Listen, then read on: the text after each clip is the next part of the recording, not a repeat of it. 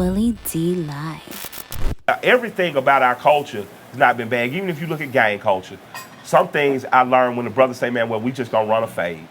You know, we've been talking about each other too long. Let's just go behind that. Ain't nobody turn their phones off. Right. We gonna get it off of that. On the other side, we gonna wipe the blood off. We gonna hug, and we did that. You know what I mean? And I respect that because at the end of the day, we men. You know, and at the end of the day, we men and women, and we're gonna have differences. But it's important again that if we doing it on television as a sport in front of people, that no matter how competitive we get, no matter how much shit talk we give each other, when we get off that field, we still black people. We still gotta love one another. We still gotta speak highly and respectfully of one another. You know what I mean? And I learned that lesson when I watched Ali and Frazier.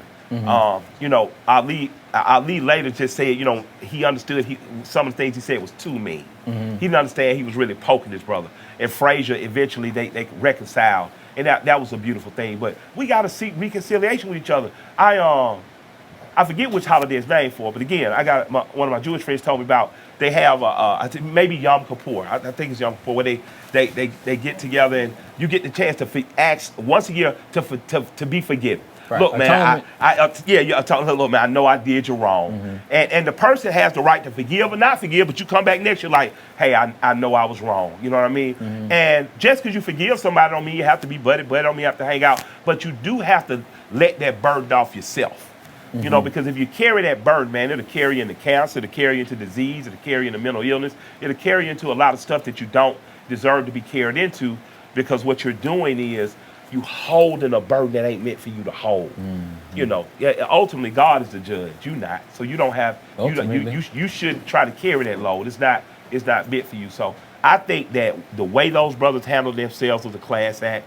I think that, you know, I love what Deion Sanders and Andre Rison talked about when they played each other when Deion first left, and they got fighting on the field really quickly. And Deion said, we just had to get it out. And after that, and man, he's such a class act. I'm so glad Coach has been a friend and mentor to me the last couple of years. You know what I mean? Deion Sanders? Yeah, I've learned so much from him. You know, he called me. I was in the mall, and he called like twice. Like, Coach called me.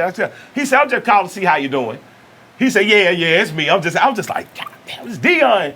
But he's such an open and transparent person in terms of his downfalls, his shortcomings, his thinking, his triumphs. That as a man, I've learned a lot by watching him. So seeing him talk about him and Rison and how they were super competitive, but in that moment after they got it out, it's over. And brothers gonna have to start being like that, you know, because you know you can't apologize to your brother once he dead.